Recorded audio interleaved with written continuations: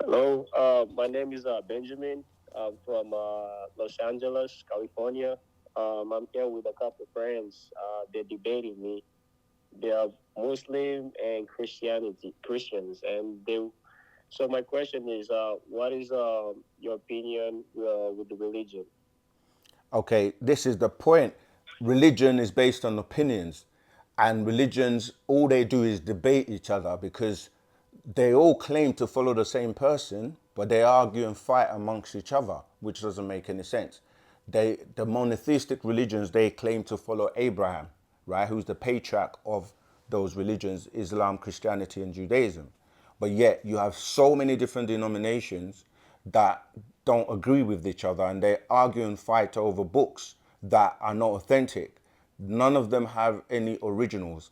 And so you get a situation where opinions by men who came after the people that were receiving these scriptures have left, and the scriptures have been destroyed. And now you have, like in the case of Islam, you have a lot of hadiths which are literally companions of, they claim to be companions of Muhammad. They all have different opinions. The same thing happened in Christianity, where you have the Gospels, or the people that wrote their accounts of what they remembered, and most of them are like 90 years, like many years after the person left, and they're doing this from memory. And then you look at everyone's account, they contradict each other, and they all just fight and argue. And you go to Judaism and any of the other religions, is the same thing. So yes, religion is based on opinions, whereas Wu-Sabat is based on facts, actual facts. It's based on confirmations and research, and giving you evidence that you can research and substantiate for yourself. So yeah, that's the difference. Like, you waste your time and energy fighting and debating when you don't need to.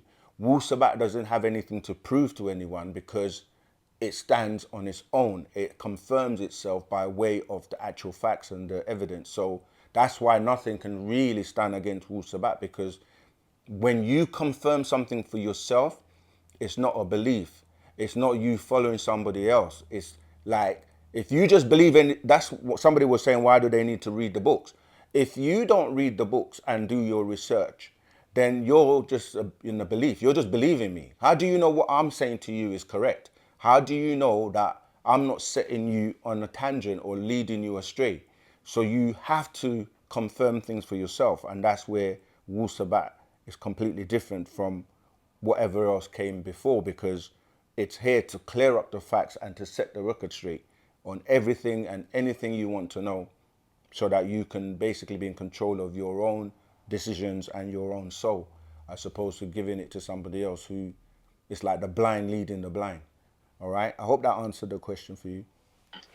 Can I ask one more question, please? Sure, go ahead. Uh, what is your opinion with heaven and hell? You see, this is what religion does. You keep asking me my opinions, and it's not your fault. That's what the language of religion does. What do you believe? What's your opinion? And we don't have opinions, because if you're reading the books that these religions are telling you to read, that come from their God or their deity, Allah, Yahweh, etc., if you're reading them, then you will find out it tells you in the book what they're calling heaven and what they're calling hell. These are places mentioned in the Bible, like Amos 5:8, Job 9:9, many places in the Bible where they give you the names Octorus, Orion, Pleiades, and depending on what language you're obviously using, you get other words like, Usir, Kisil, Anu. They're different words that are being used for heaven. But the word heaven comes from the word haven, which is a docking station in space, because most of the religious books are really stories about extraterrestrials that have come from different star systems, different constellations, and have come to the planet, and have basically relayed a message to different people.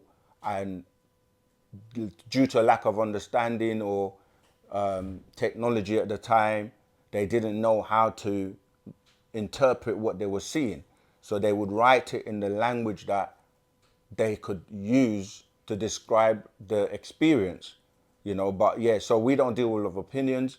Heaven can also be a state of mind. Hell can be a state of mind or a place.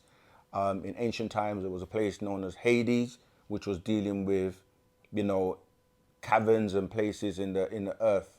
And so a word in a language can be the problem, because if you don't understand the language, you can't then break down the word and to know what it means. And so you're left to people, other people telling you this is what it means.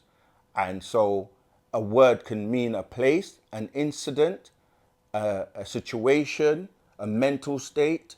And this is why when you say heaven and hell, these can be literal places, they can be states of mind, and they can be symbolic stories relating to an incident that took place.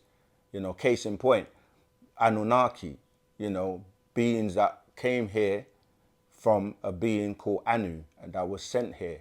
This place was called Ki at the time. The planet's been known by many, many names. So this is where sometimes one name may be used and you think they're talking about something else, but it's the same word. This planet has been known by the names Terra, Tamat, Ard, many, many, many names, you know. So depending on where you're reading from and what language you're reading, you're going to get different meanings. This is why Wu-Sabat clears it all up for you. And it's about studying, researching, checking things out, and confirmations that you get for yourself. All right, I hope that's helped. Yes, thank you.